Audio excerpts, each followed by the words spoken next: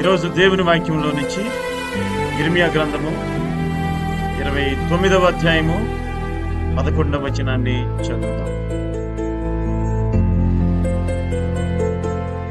నేను మిమ్మును గూర్చి ఉద్దేశించిన సంగతులను నేను ఎరుగుదును.